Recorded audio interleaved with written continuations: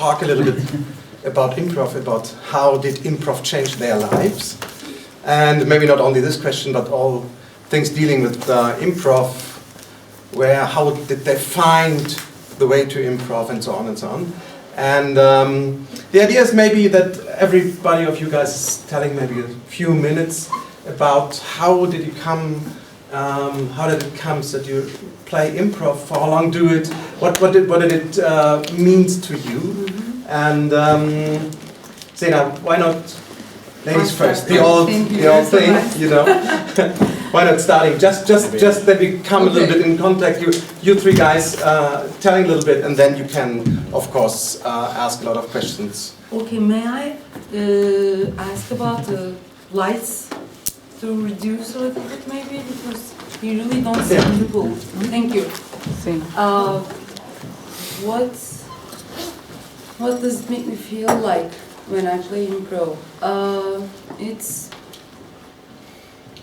like, I don't know, it's like something that you do that you never think before, and yeah, that's the most important thing about improv, I think, for me. You think thousands of things when you need to play a scene, and the scene that you play will never be one of them.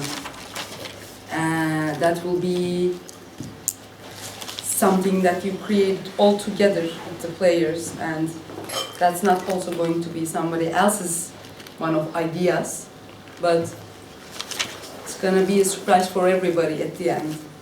That's what I like most about it, actually. And I don't know. And if I would ask you this question, how did improv change your life, maybe your daily life? Is there something which was changing during the last year? For how long do you do now improv? It's been like 6 years, almost. And how it changed my life? It changed my life like, first of all, it makes me understand that knowing something doesn't mean that you will be able to do it. And even if you know about it, it's so you keep trying. You need to keep trying to do those things, and it's not gonna work. You will know that when it's not working, you need to say again and start over, but it's not gonna work, and you will keep pushing yourself to apply what you know to realize it. Yeah, that's interesting to me about life and improv in between. And do you do other theater as well? Yes. Yes, I do scripted theater. Yeah. I do clowning. And all has their different changes bringing into your life when you do. But I can talk about this, what improv makes to clowning and to classic acting is actually it's changing your appearance, first of all, on the stage. And also it is changing your relationship with your audience in any forms of performance. I think that's the most powerful 2 points that I realize about. Okay, thanks. Maybe Jeron, would you continue? Hello.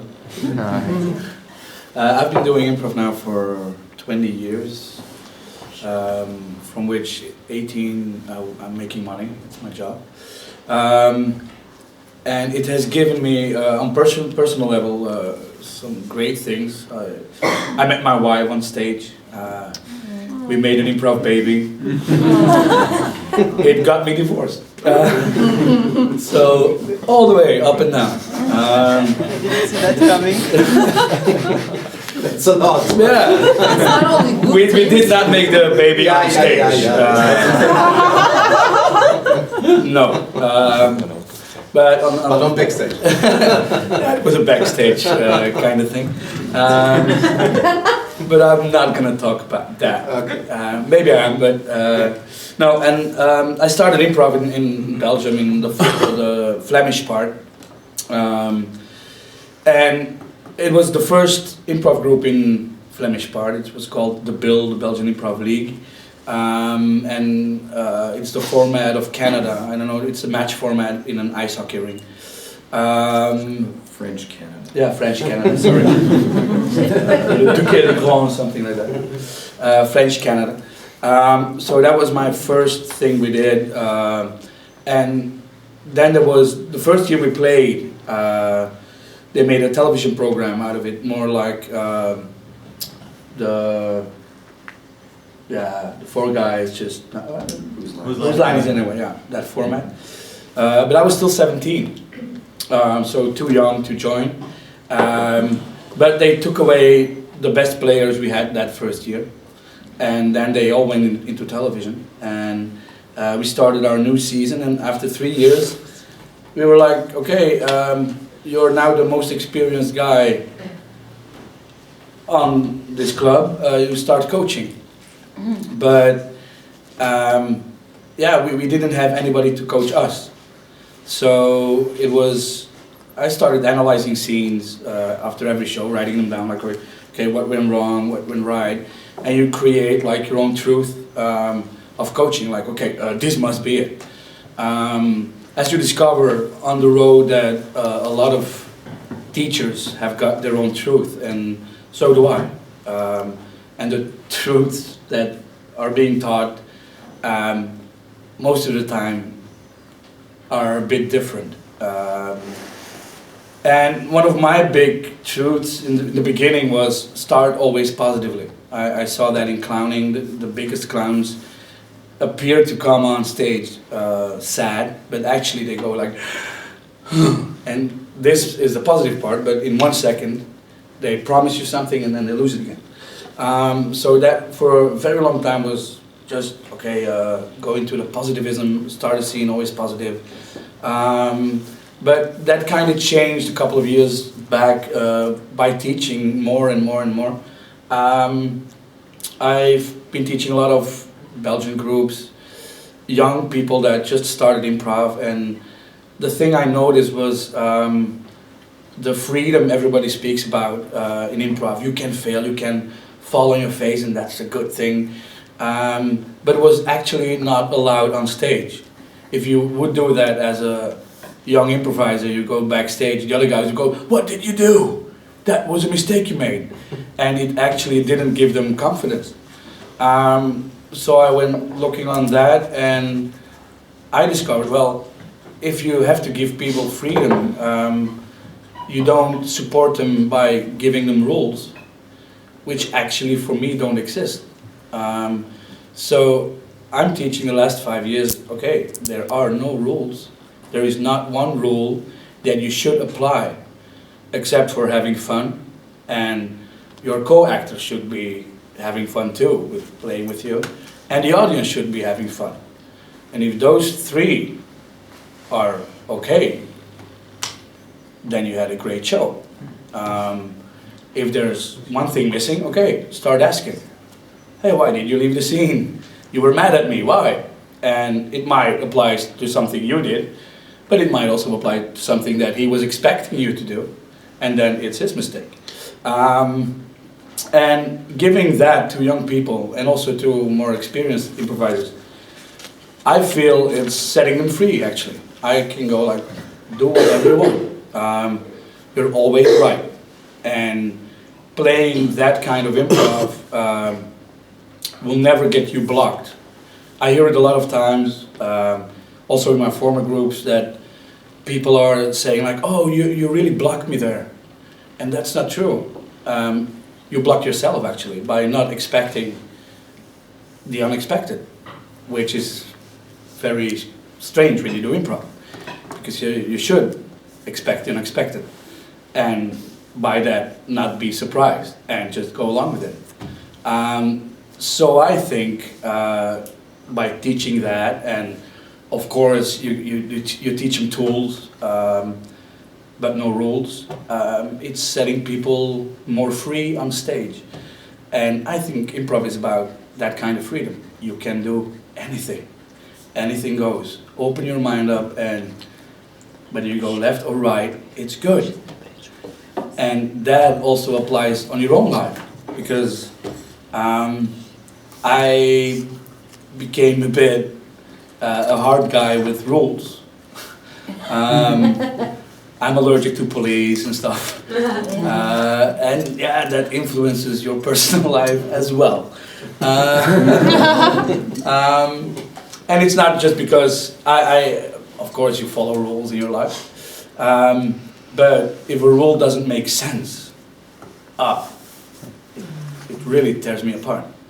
And I would go into the discussion with the cop that actually is just applying the rule and not invented it, and can't change it probably, but have the discussion anyway, and pay the ticket.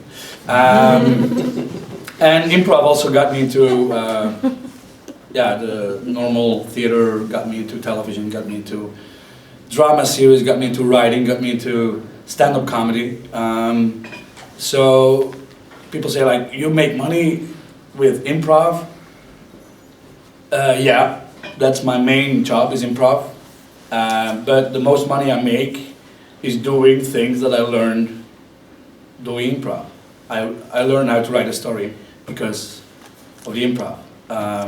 So it's all related to the first beginning, the first muse, and that will always be improv for me. So, Thanks. did that make any sense? Thanks. Yeah. Thanks, Daniel. Me? Do you agree? Believe? Yeah. No. Never, no, never. I've made my career by not agreeing with him. Improv ruined my life. It's constantly getting me into situations that I'm pretty sure I can't handle. And then suddenly amazed that I can survive things.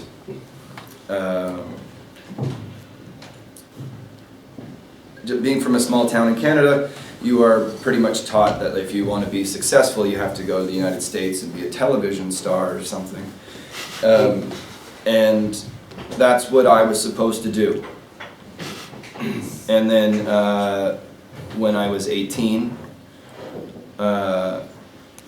the, let's say, more experienced performers in Winnipeg said, what are you going to do? And I said, I'm going to be an actor. And they said, you live in Winnipeg. Who's going to hire you? And I said, I don't know. And they said, no one is going to hire you because no one is doing anything here. So we started doing our own thing. So suddenly I was 18 and I'm in a show. Oh, what have I gotten myself into? And slowly got better at that.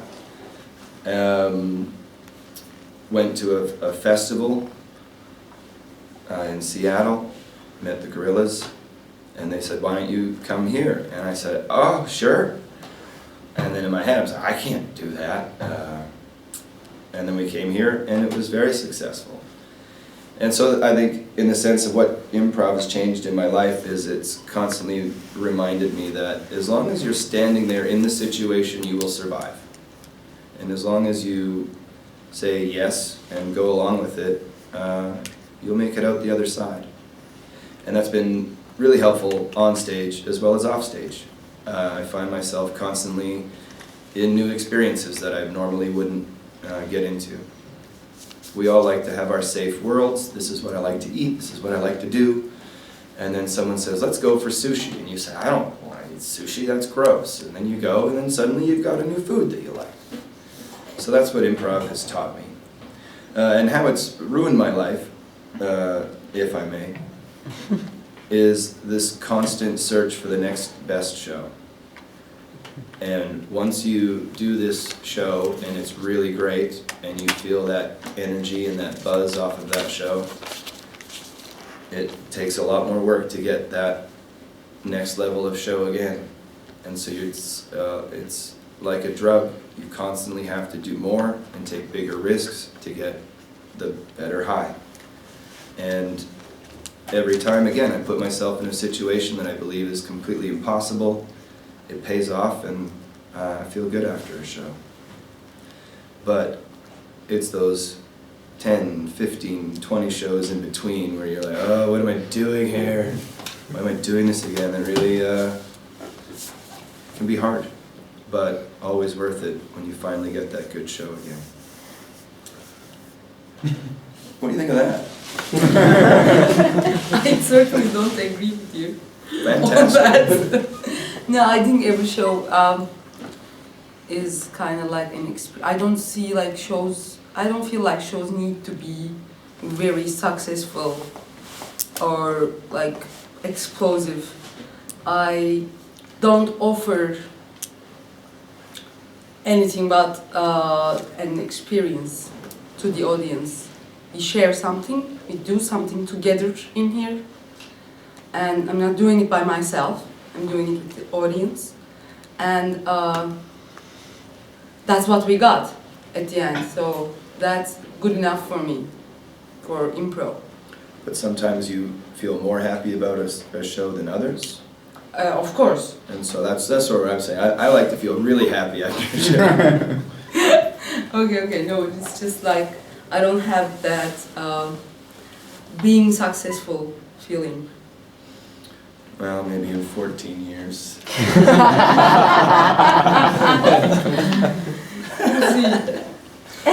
We'll see. I'll let you know Please in do. 14 years.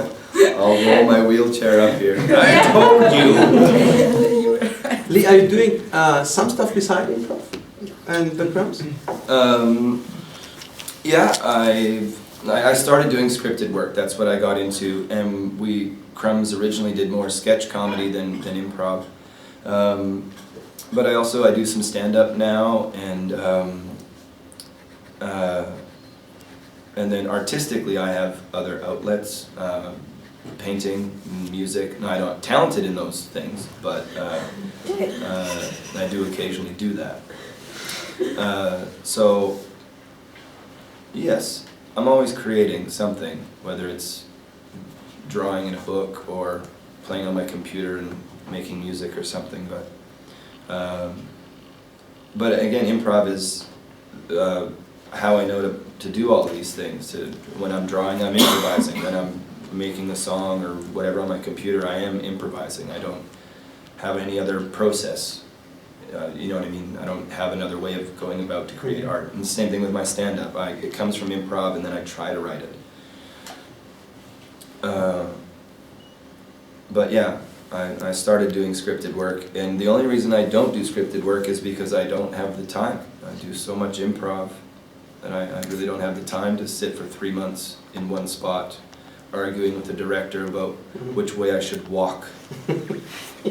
Well, that's a very one-sided way of looking at scripted work. But No, I just mean, I mean, if you're going to rehearse, for a month, and I don't sit in one spot for 3 months. Like, I'm not in one spot long enough to be a part of that creative process well anymore. So that's not to say I don't like scripted work. I just don't really have the time. I'm so involved in improv. Okay, now maybe it's time to open up for you to ask some questions to these 3 guys here. No pressure. No pressure. every question is a good question.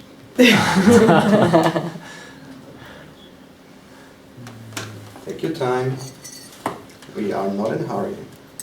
We have until 7:30. If you meet somebody or get to know somebody who doesn't know anything about improv, maybe has never seen something improv, and you need to convince them that this is something important for him to just explore. Maybe watch a show, but maybe also even go to a workshop and learn it. What would it be you say to him? Why he should do this? what will that give that to him?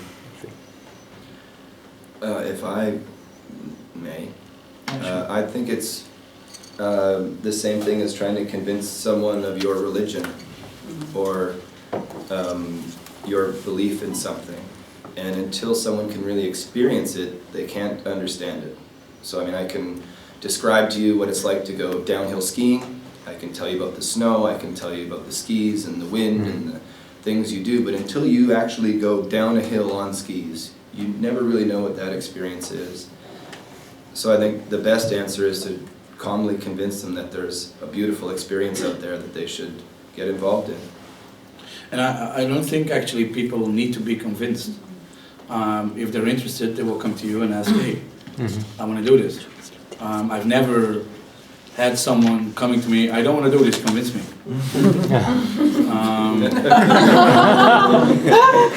If you don't want to do it, then don't. Don't, yeah. If you want to do it, hey, there are some options, and enjoy it. And I hope you get the same buzz out of it as I do. But there's no convincing involved. Okay, so no. Well, you talked about religion.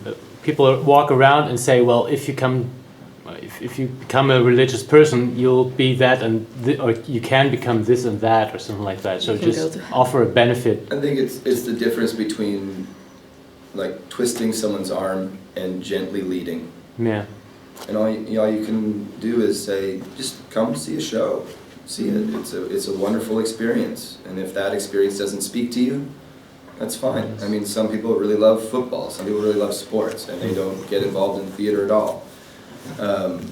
But if you can get them to take that one little chance, then sometimes it pays off. But you can't push people to want to be something they're not. Just be an inviting example. You're inviting. You're with open arms and you're welcome when you pay 15 euros to watch our show. Yeah, maybe buy them the first ticket. But I mean, it can be a beautiful experience, and you just have to find the way to convince someone to take a chance on it. What I do like is when. Do you want to say No, I want to. I'm passionate about this, and I do relate a lot to people that are passionate about something. Could be frogs, and if they're passionate about frogs, I will listen, and I would be interested. Like, okay, tell me about your passion. If people are, I had an ex-girlfriend and she was not passionate about anything, and that's why she's an ex-girlfriend. And yeah, it's true. I want to see fire in people and about anything, and that'll interest me to have a conversation about whatever you're interested in. And it's the passion that attracts people or not. So yeah, it's gentle fire.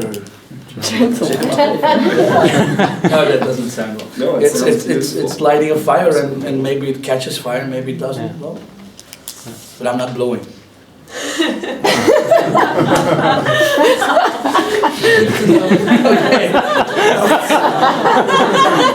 Okay, that was it for me.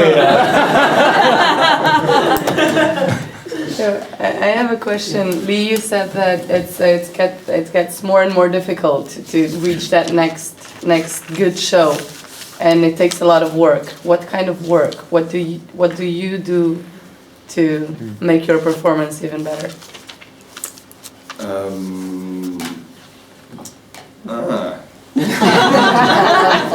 Go to bed early. Eat your vitamins. Glass of wine. Glass of wine doesn't always hurt. Yeah, you have to stay inspired, and to find that inspiration, you have to search everything that inspires you. Especially after like a 3-month sort of tour of constant working, my brain is dead. I mean, I have no more ideas. I cannot tell one more dragon story, as much as I would love to tell another dragon story.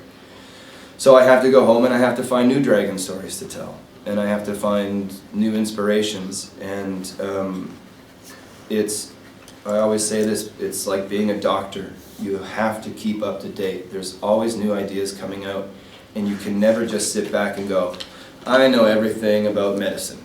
I don't want to go to that doctor. I don't want a doctor who graduated in 1985 and said, that's it, I know everything. I want to go to someone who's got the newest technology. He's got 14 different options for me to get cured of whatever horrible illness I have. And so it's just about putting more in that I can put out, as weird as that sounds. But it is work to be really, really good at this. I mean, whether it's 8 hours of watching Star Wars over and over again, or whatever it is that inspires you, you have to put that work in. I meet so many people who want to be improvisers, and they work 9 to 5 at a bank, and then from 6 to 7 they do a warm-up backstage, and then from 8 to 10 they do a show, and they like, teach me how to be the best. And I say, you have to give up everything else in your life for your art form that you believe in. I have never had a wife or a child or a car or a dog or a lot of things that other people get to have, but I'm willing to sacrifice those things for the art form. So in that long answer, I hope that explains what you asked. Thank you. You're very welcome. Yeah, maybe just short. Just to say, yeah, that's true. Last 2 years there was a quiz show in Belgium with known people, and it was won by every comedian every time again, because they would read papers every day. They would keep on feeding their heads for if you have to get something out, first get something in. And that was not a surprise to me at all, that it was the comedians and the improvisers that knew everything. These 10 days I really miss my paper in the morning. My day starts with reading 3 papers, having a coffee, after my kid has gone to school. You get the internet, you know, there's a lot of... Yeah, but no, I need the paper and I need to draw on it and brr. But for me, that's a part of my job. It's sometimes hard to explain, like, hey, start working. Hey, I'm working. I'm reading. I'm feeding my head. I don't get it when I see improvisers like, okay, I never read. What? But maybe they have other tools. They watch, they whatever. But you have to feed yourself to be able to give it. What also helps is reaching a level that I know to have the best show, that magic you're longing for. You need a combination of light, sound, everything has to be right to reach that magic. You will never reach that extreme magic that you sometimes can on a street with people just walking by. So when we do our shows, this is our list, our demands, because we always want to reach, or have the possibility to reach it. If there's one thing or 2 things missing, you know on beforehand that extreme magic will not be tonight, so I'd rather not play. Yeah. About this feeding yourself part, I mean, you said you start your day with reading newspaper, you're watching 8 hours Star Wars. At least. At least. Yeah. I don't know, maybe it's just because of I live in Istanbul in Turkey. Of course, I read, watch, and listen, and consume other art forms to feed myself. It's a personal need too, not only for my art on Impro, but I think it's more interesting for me to just look around during the day, during the daily life. But it's not, I don't know about your life in Antwerp. I don't know your life about your life in Vitenu. We need to. I cannot. My life in Istanbul is really overstimulated, and it's not crazy. So just open your eyes and look around you. It's gonna fill you up with a bunch of things. That's all. You emphasize that there are no rules and that there's no right thing to do or wrong thing to do, and nobody can block anyone. Do you really believe that? Do you really believe there's no such thing as good technique and That's a good tool. technique? That's not a rule. What do you mean? Probably if you wear your seatbelt, 98% of the car crashes you will survive. But that 2% that got out because wasn't wearing the seatbelt, that's what I'm talking about. It's no 100% rule. Okay. I'm saying it's not a strong rule, but it's still No, and suggestions. but I believe that people are willing to learn the moment they're experienced and they're questioning. Not by saying this is a rule, you should not never do it. No, get burned, and you'll know the fire is hot. Which doesn't mean you can't get close. I think starting up a scene positively most of the time works out. But in your experience, and sometimes just by pure luck, in the beginning for sure, you start up a negative scene and it becomes this amazing, great story. So there you go with your rule. It's not a rule, it's a tool.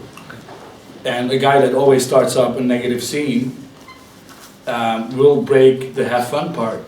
Because, the crowd was not having fun, I was not having fun either anymore. And then he will come like, okay, you know why that is. And then you could go like, maybe try this and experience that. And that's the only way I teach people how to play improv. Of course, you've got techniques, how to do storytelling, but I think that's that's things you use to tell your story. That's technique, how to bake bread. But while you're baking it, go ahead, go crazy. And try to make the best bread you can with the techniques you learn. But I'm not gonna say use this or use that. Just go ahead. And it's, with that idea, really impossible to block. I do believe that, yeah. I would like to ask, I think daily life is an improv. It's just every minute is an improv. And I would like to ask, after your time improvising, do you think your daily life, your walking down the street and talking to people, after being in an improv class, does it change you? Does it change the way you would speak, you would talk, you would act? During the daily life, doing improv on stage is changing my acts on my daily life? Yes. Actually, yes, it does. Because, most important thing, I think, you listen more. It's what I taught, I have been taught by Impro, and you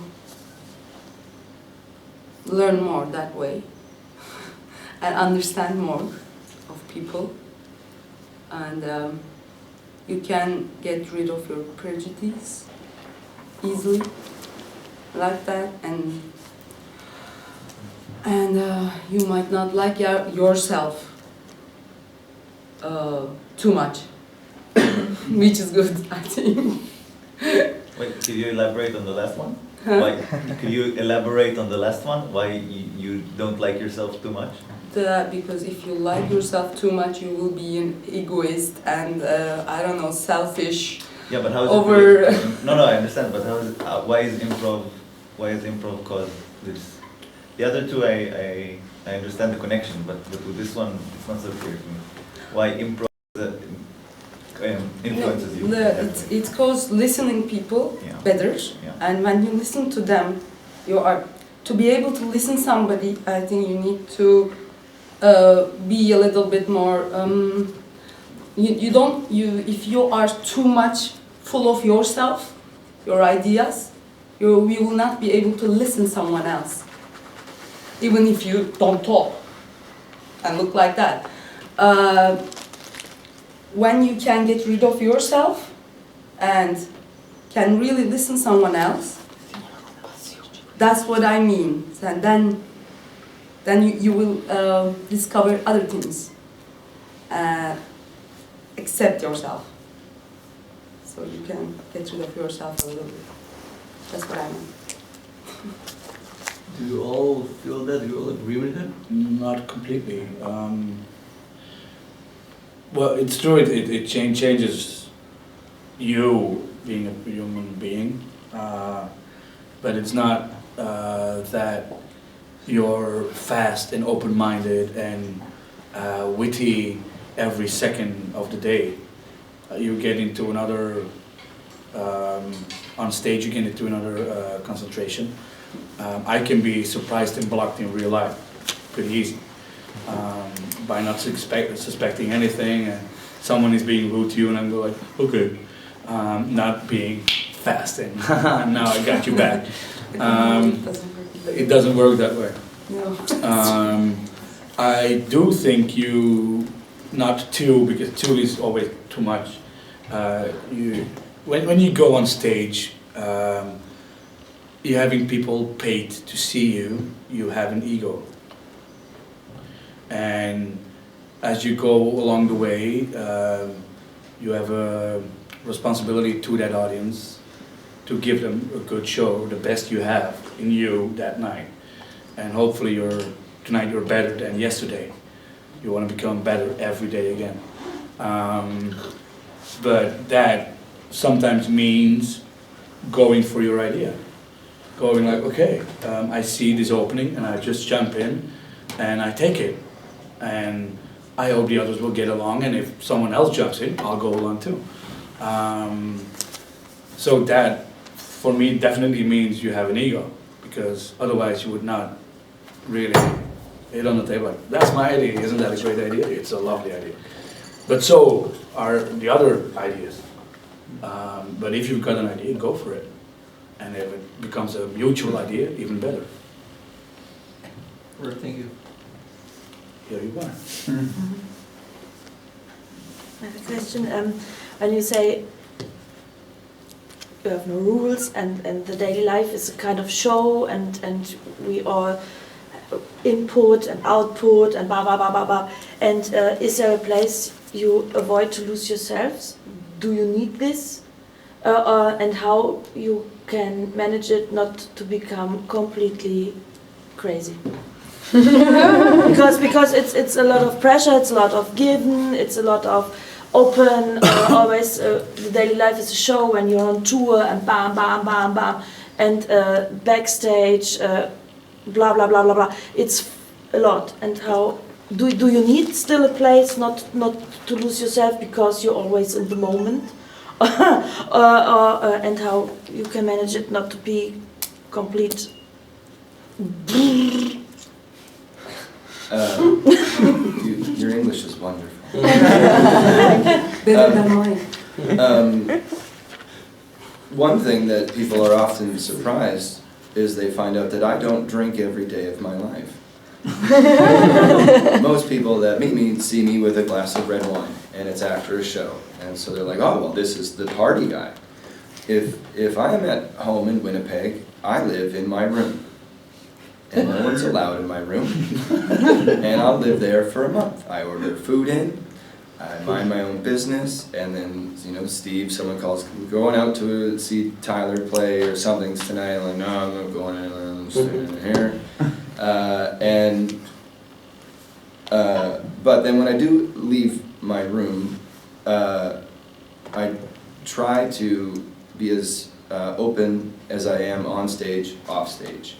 But I do need to have my sanctuary where I have my safe place, where I can, again, put all my inputs in. And if I lived in a city that was inspiring as Istanbul, I might spend more time on the streets. But Winnipeg is a very calm, simple place. And not to say that there's not interesting people there. I've absorbed a lot of that. But anyway, I need to have my own place that no one's allowed into. There was this documentary not long, a couple of years ago, about English comedians. Improvisers. Stephen Fry was one of them, big guys.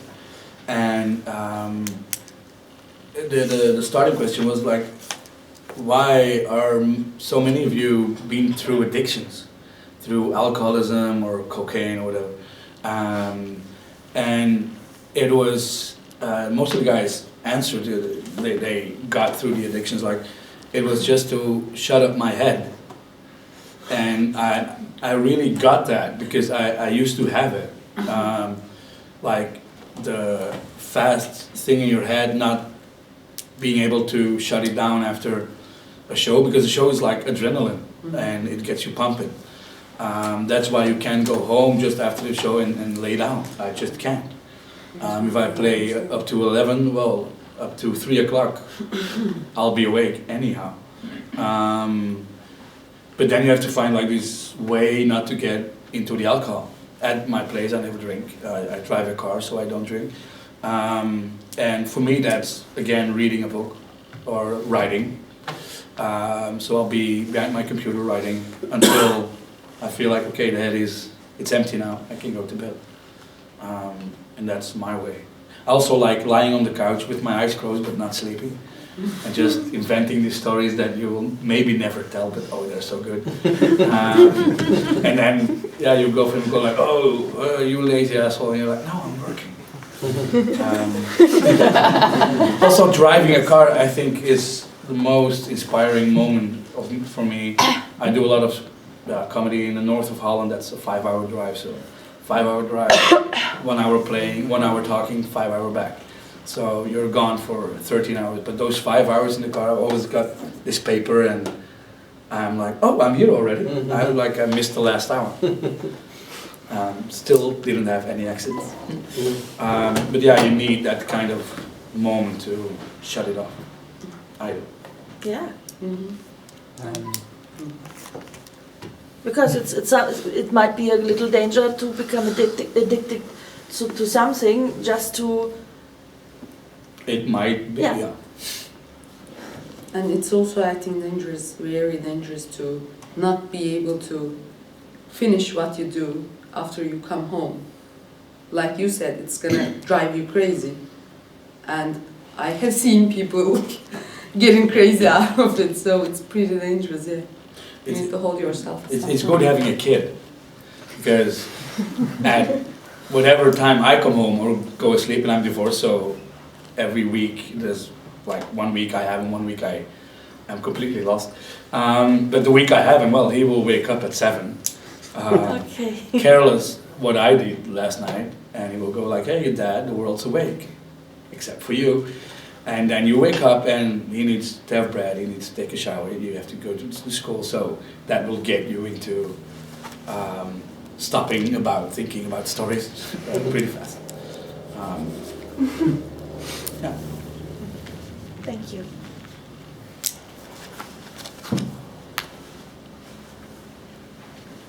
I would like to know. Sometimes we in our group we think about if it is necessary when you open a show to explain what we are doing. We explain, oh yes, we improvise, etc., blah blah blah. And my opinion is I don't have to explain what I'm doing. It's my technician, and so I can have a title of a show, and maybe in my paper you can read what we are doing, and maybe there is a word of improvisation. And how do you think about this? Every time on shows, explaining for the audience what you are doing. Is it really necessary, or is it more the thing that you have a good show and the audience is very have fun and have good evening, and when they go home for more than 70% of the audience it doesn't matter if you are improvising or doing scripted things. I think so. It depends on your audience. sometimes you really need to explain what you're doing if the audience is really very new to that.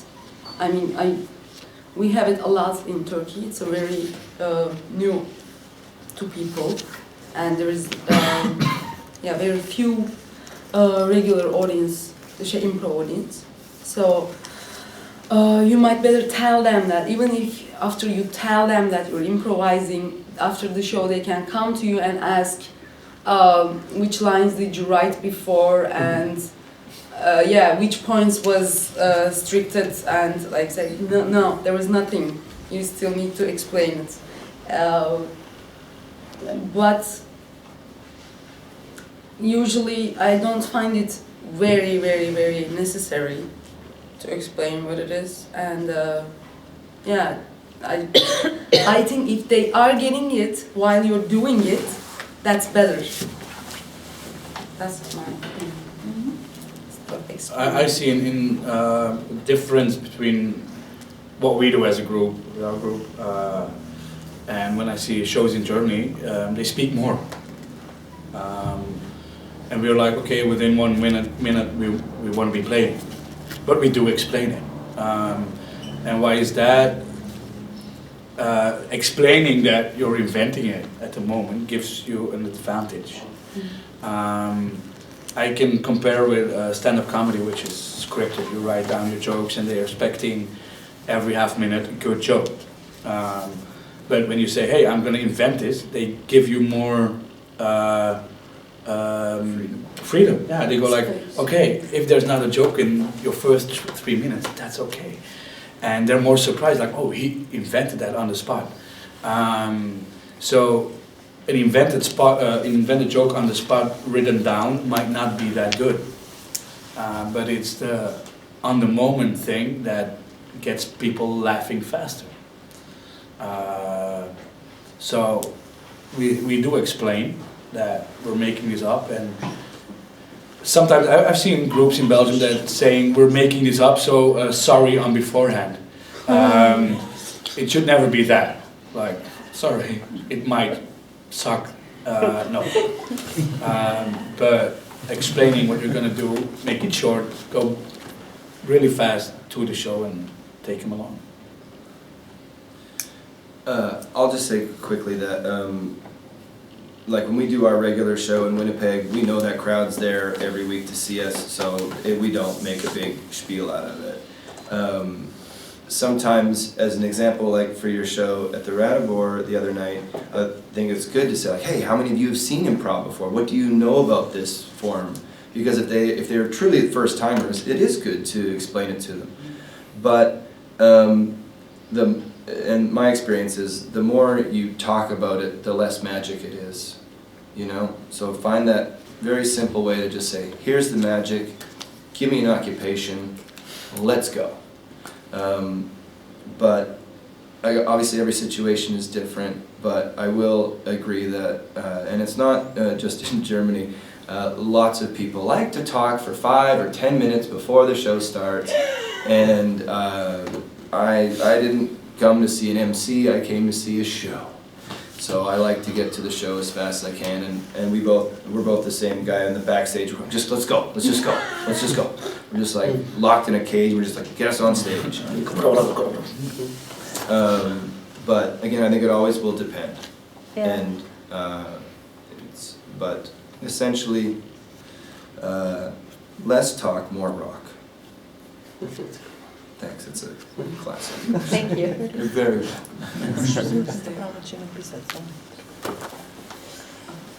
I have another question, and it's about the stories. Do you find like you're performing a lot, and do you find it sometimes you get caught in the same story over and over and over again, or a similar one? My philosophy is basically that we've been telling the same story over and over and over again since humans started first telling stories, and we just really try to pretend that we're really original with how we're doing it. But it's either boy meets girl and they fall in love, or boy meets girl and they don't fall in love, you know. I'm really simplifying, really simplifying, but I mean there's not really that many different stories. It's how you paint your stories. So yes, I do find that I'm repeating stories, but the challenge is to find new ways to tell those stories for me. And there was a study about it that worldwide there were only like 3 subjects for a story. And that was love, power, and... Maybe it's just 2. And every story you can define back to love or power or money. Simplify Yeah. it back down, and it's a love story, it's a tragedy, it's a this, it's a that, so... But I think your freedom is in the stories still. There are written zillions of books, which normally 2 books should not be the same story. There will be differences, but there will be a lot of similarities too, and just find those differences while you're going on.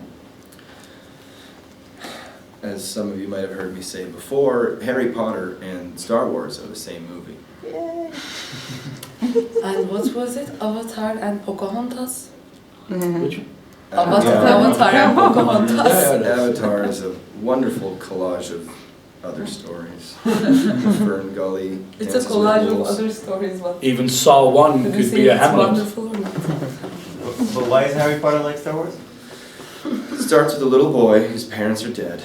And he's alone and he has to live with his aunt and uncle who are really kind of mean to him. And they say, "You're not special, you're not like your father." And one day an old man with a beard... Don't tell the ending, I haven't seen.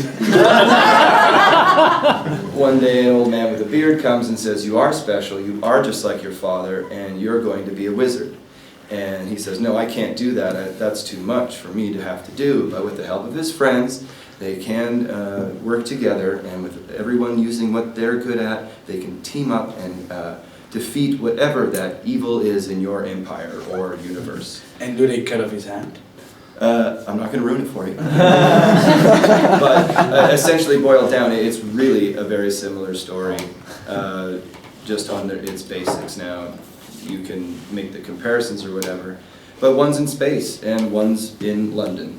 But otherwise, to me, I really don't see a difference. I enjoy both of them, but I don't watch Harry Potter for 8 hours a day. You should read it for 8 hours a day. I read most of them and then stopped. Dumbledore dies. And in this case, when you have a story, you played it and it was like similar, and you remember, oh yes, this story we had maybe last year, and you remember in a show, and then you say, okay, now I can play in this same again and find another way of the story. Did it happen to you? I can't remember the show I did 2 days ago. And I don't mean that in any weird way. It's like as soon as that show is done, it's gone. And people, if I could tell you how many times someone walks up to me and goes, "Do you remember last year you were a doctor?" And they still know the lyrics even. And, yeah. You did a poem and they would repeat that poem, you're like, what? You know, like, and that's wonderful that you create something that people are really affected by and they hold it. But like when I'm on stage, I'm just trying to work this story, and maybe someone after will go, "This is a lot like the show I saw a couple days ago." Oh yeah, I guess it did have similar things. But I've never been on stage and thought, "Uh-oh, I'm doing this thing again. All right, I know what to do now because I've already done it before." And even if I did, Steve would definitely not follow me on that.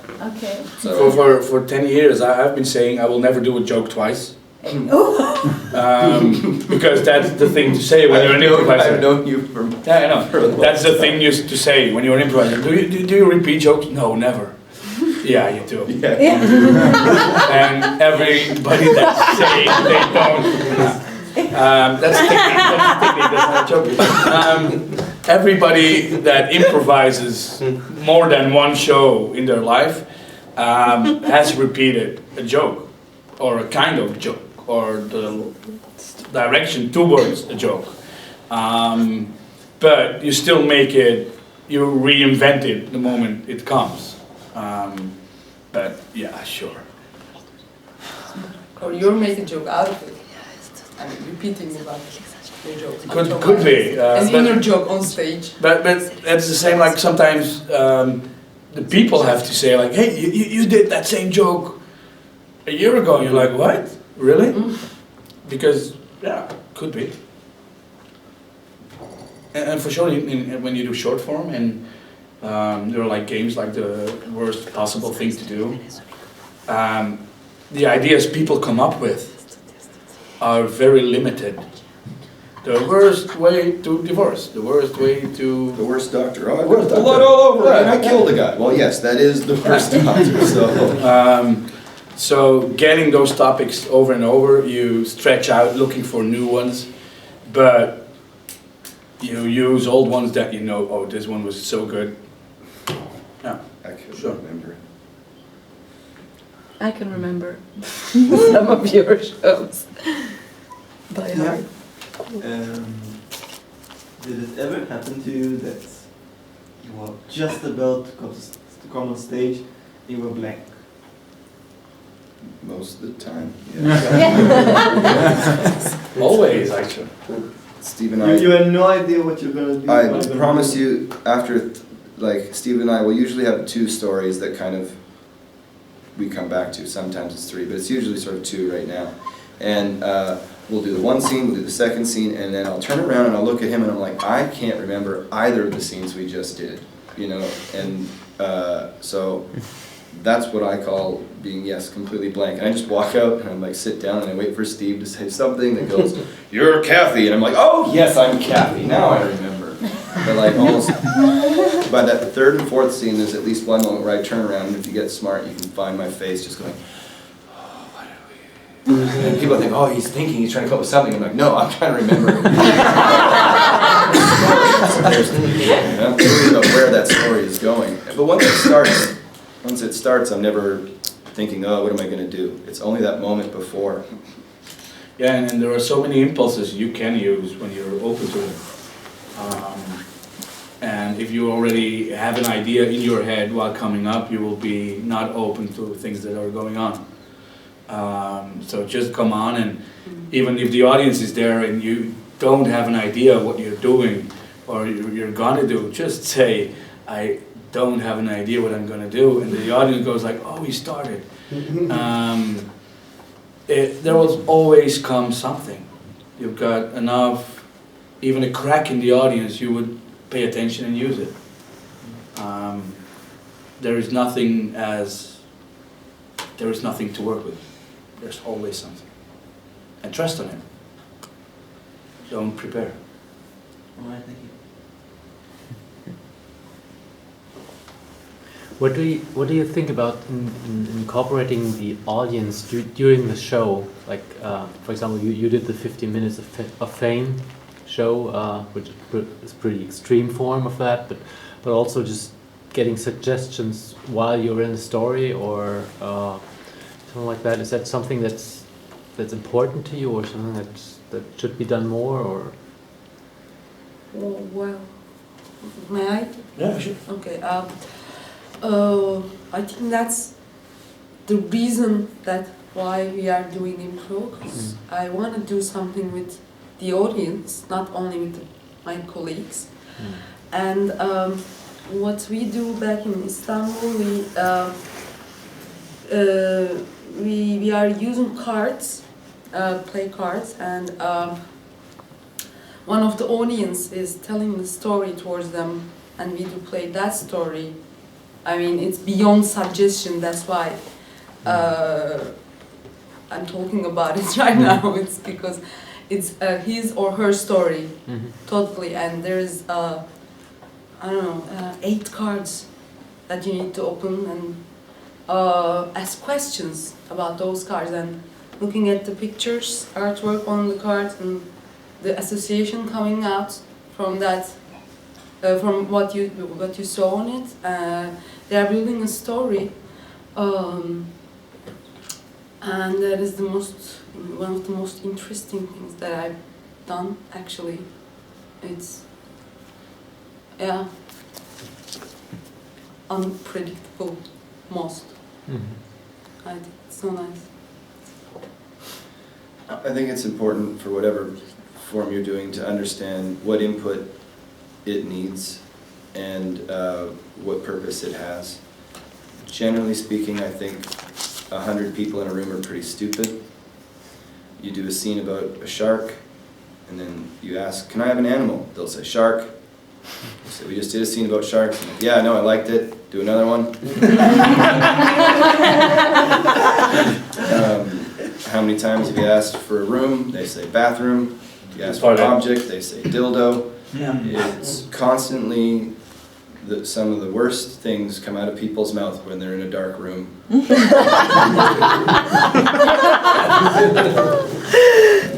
But I've seen amazing forms and amazing people who can get an audience and pull out really good things from them. And I've seen people who are just randomly asking questions in the middle of the scenes because they're not inspired to do so, to come up with their own inspiration. And for me, like, and especially in our Crumbs show, we don't even need those suggestions, but we do it so that they feel that they have had that input. And I think it is important, especially just in the tradition of improv, but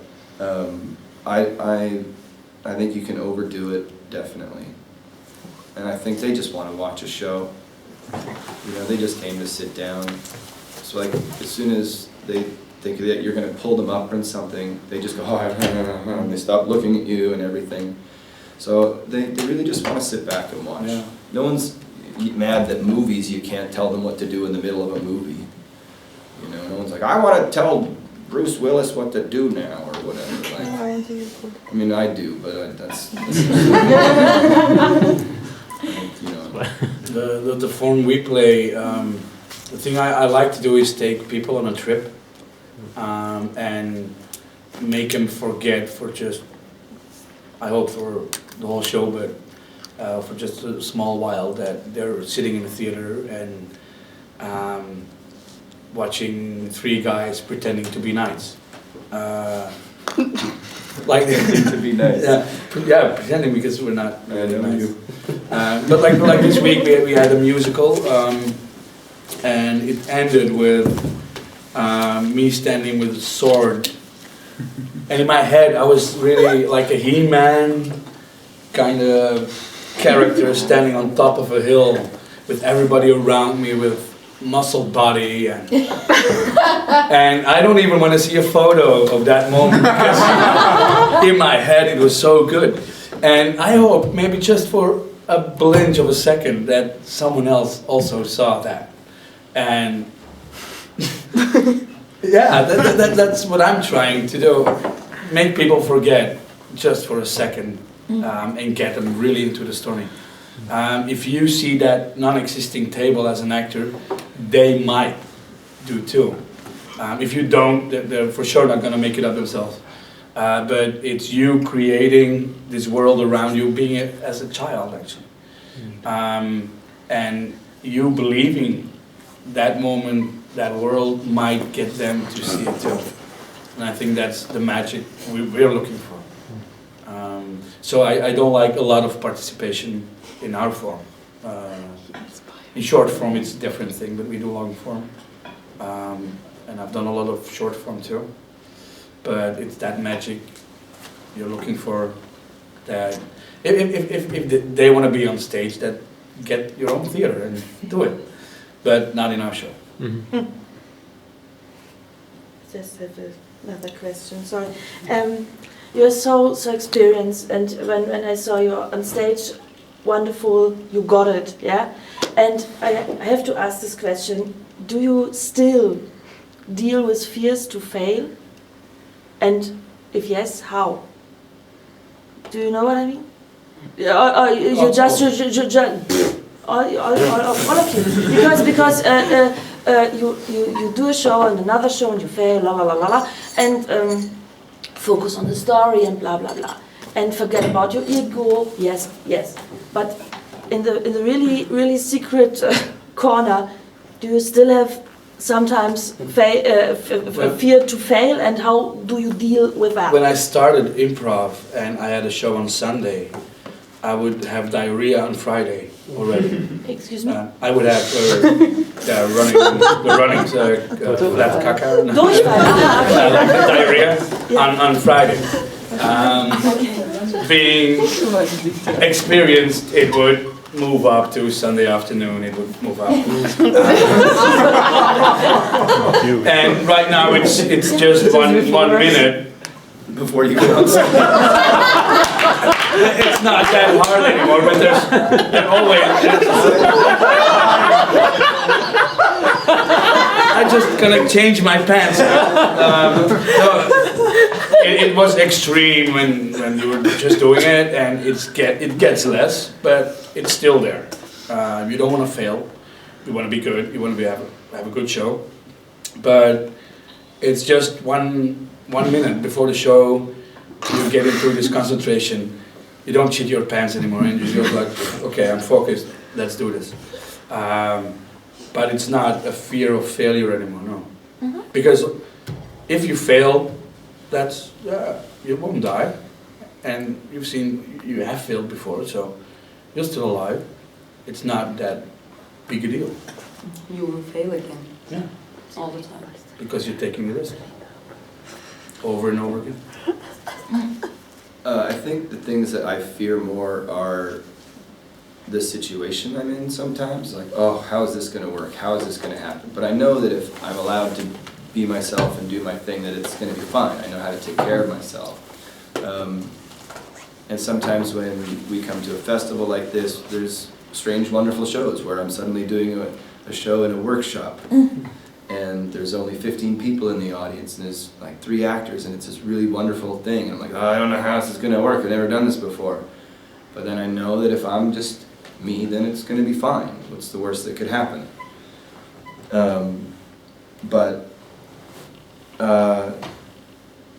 I've also seen the worst improv show ever that will ever happen. I'm not going to talk about it, but so you can't do the worst improv show that will ever happen. So don't ever have a fear. Because you've already seen it. I've already seen it, so it's already happened. And it's not going to be you. You would have to do such a terrible show to beat this. You guys are fine. You will not fail. You can only disappoint yourself. Yeah. If I had a lousy night, which I hope still was a good show for people that never saw improv, you would be disappointed in you not being professional enough, not focused enough. Like, oh, what a missed opportunity to create something great. So the only disappointment I will get is from myself, and not blame it on something else. I think it's more important than the... Can I go to the... Really, I have to do pee-pee. But I'll be back in. Take care of the bottles. I'll be back in. The fear of fail, yes, it's something, but I think that is more important that after you fail, how do you take care of it? You will fail, that's for sure. Sooner or later, sometime, at some point, you will fail, that's true. And how you manage it is the most important thing, I think, after you fail. Sometimes you can. Sorry, just to add to that, stop thinking that failure is a bad thing. It's not. It's how you become successful. So it's you're not failing, you're succeeding in a sort of slower way. I'm sorry, I didn't mean No. You completed actually.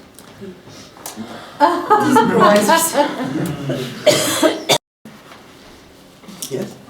I would like to kind of continue the question. To me, when I come on stage sometimes, I think that you can't fail. You can only, as long as you do something, it's not failure. And for me, the only failed act, the only failed show, is when people just stand still and no, that's failure. But anything at all, I think it's a success.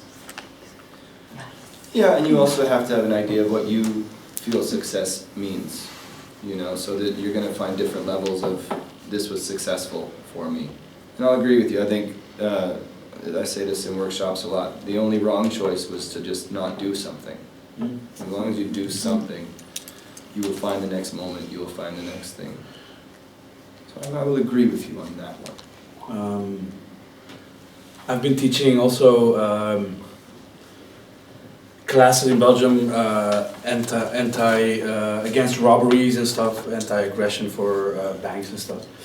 And it's a known fact that people do react differently on stress situations. And one of those is freezing. And you actually stop breathing, and for seconds you don't get air in your brain, because that's what happens. And if you see a show where suddenly a lot of things go wrong, actors would go stand really close to each other to feel each other and then not moving anymore. And just a little trick I use, and it's not scientific or anything, I'll just go like, I know the solution, it's over there. I'll just pick it out of the closet and I keep on walking. And the moment I walk, I get to breathe again and my brain starts working again, and it will all be okay. And it's just something I noticed. I don't know if it's true, but if I see actors stopping in the scene because they're in trouble, they're standing still. They're not moving. Yeah. But it's not a scientific thing.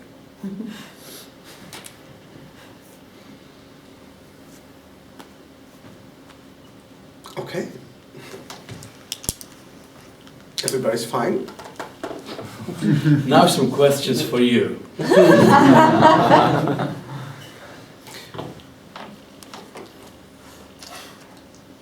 Ende. No, I think we. Thanks, we're done. bye. And, thanks.